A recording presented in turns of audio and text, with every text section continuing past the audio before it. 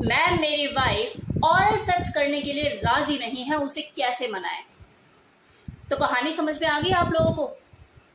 इसी टॉपिक के ऊपर इस वीडियो में बात होगी, तो लास्ट तक बने रहिएगा।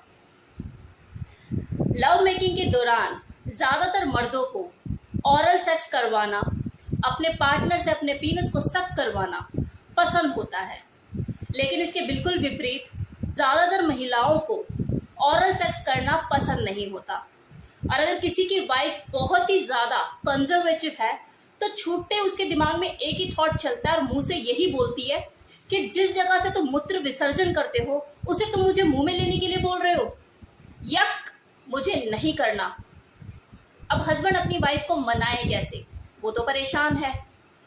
तो सबसे पहले आप इस चीज को समझिए कि किसी भी बात को रखने का, उसे प्रेजेंट करने का एक तरीका होता है। आप डायरेक्टली किसी भी चीज के लिए मत बोलिए। तो यहाँ पर आपको उसके माइंड सेट पर काम करने की जरूरत है, और माइंड सेट किसी भी इंसान का एक दिन में चेंज नहीं होता। तो सबसे पहले आपको क्या करना है, अपनी वाइफ का टाइम देखना है कि किस वक्त वो फ्री रहती है, जिस वक्त वो फ्री होकर आपसे खुलकर बात कर सके। खाली टाइम आपने देख लिया, अब उससे बात करना शुरू कीजिए। कॉन्वर्जेशन इज अ की। किसी भी नतीजे पे पहुंचना है, बात करनी बहुत जरूरी है। और जब आप उससे बात करें तो एकदम से ऑरल सेक्स की बात ना करें। आप नए नए अपने सेक्सुअल आइडियाज उससे शेयर करें, उसकी फैंटेसी भी उससे पूछिए और अपनी फैंटेसी, अपने सेक्सुअल आइडियाज उसे बताइए।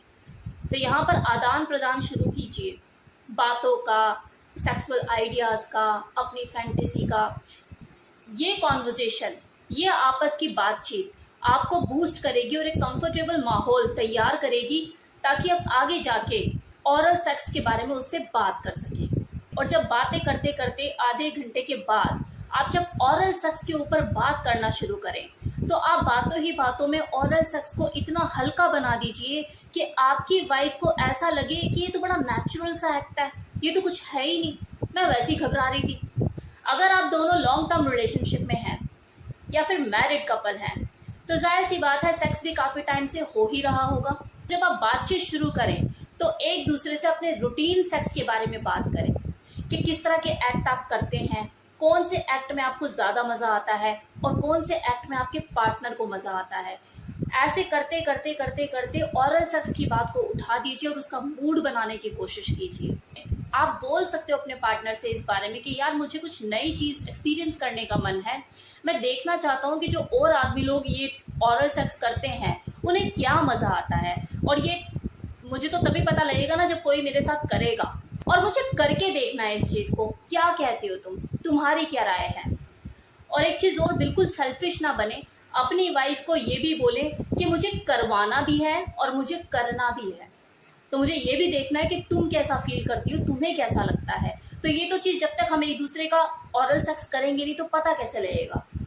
और वैसे भी सेक्स लाइफ में दो लोगों की अपनी हिस्सेदारी होती है, आप अकेले नहीं हो, तो इस चीज का जरूर ध्यान रखें। कॉन्वर्जेशन को आगे बढ़ाते हुए आप अपनी वाइफ से दोबारा पूछ सकते हो कि मुझे इस ऑरल सेक्स को एक्सपीरियंस करना है, क्या तुम कंफर्टेबल हो? ये बोलकर आपको उसका ओपिनियन जानने की कोशिश करनी है, बजाय इसके कि आप उसे कमेंट पे कमेंट करें।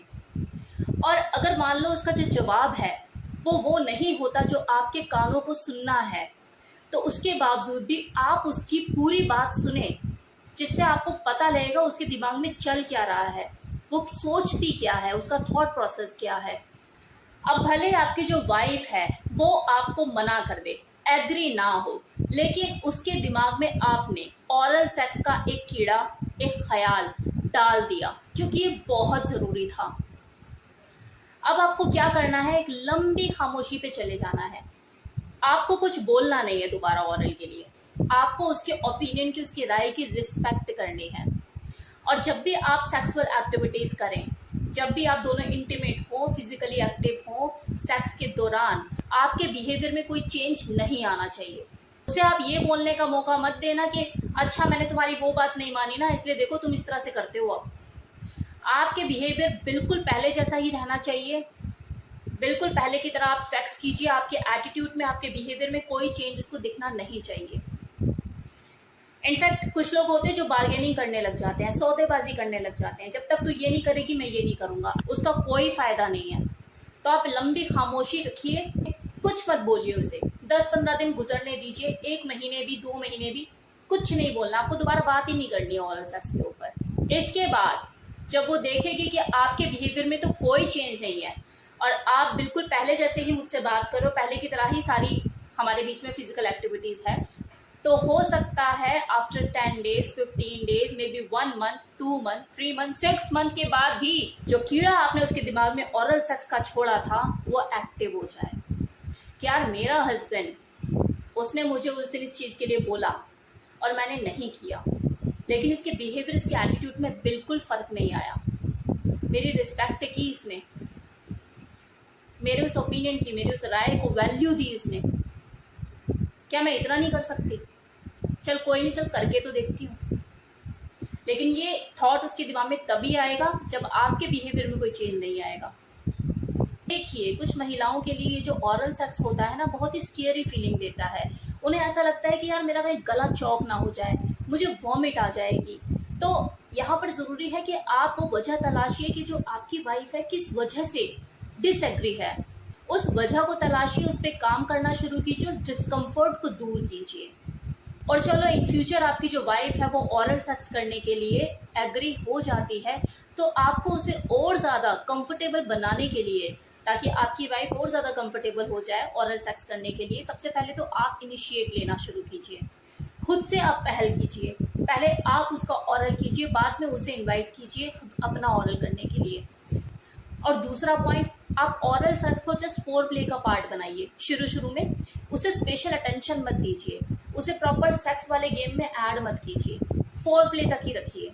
थर्ड पॉइंट, उसे अपने कंफर्ट के हिसाब से ओरल सेक्स करने दीजिए। आप उसके ऊपर कुछ ज्यादा प्रेशर मत डालिए, मतलब उसका सर पकड़ के इन आउट मत कराइए। अपने हिसाब से जैसे उसे लग रहा है उसे वैसे करने दीजिए। परफेक्शन धीरे धीरे आती है, शुरू में मत उसके ऊपर प्रेशर डालिए, वरना पता लग रहा है अभी तो वो राजी हुई है, बीच में बोला हटा चलो मुझे नहीं करना, पता नहीं क्या अपने तरफ से कुछ भी बोले जा रहे हो और इतना वो कर रहे हो प्रेशर मुझे। तो इसलिए नॉर्मल रहो, इसलिए शुरू में ज्यादा एक्साइटेड मत हो, उसका इंटरेस्ट डेवलप होने दो, उसे लगे कि हाँ कुछ अलग है, कुछ डिफरेंट है। लेकिन आप ज्यादा प्रेशर बनाओगे तो उसका दिमाग कहीं और चला जाएगा, वो कंफर्ट ही फील नहीं करेगी, बाद में छोड़ देगी। और जब सेक्स खत्म हो जाए तो आफ्टर प्ले के दौरान आप दोनों ही जब एक दूसरे को कडल कर रहे हो, हग कर रहे हो, तो उस बीच उसका ओपिनियन पूछिए कि कैसा लगा तुम्हें, अच्छा लगा, नहीं लगा, जो भी उसकी राय है उससे जानिए। ये बहुत ज़रूरी है क्योंकि आपने कोई नई चीज़ को एक्सपीरियंस किया है, ट्राई किया है, तो सामने वाले का ओपिनियन लेना बहुत ज़रूरी है।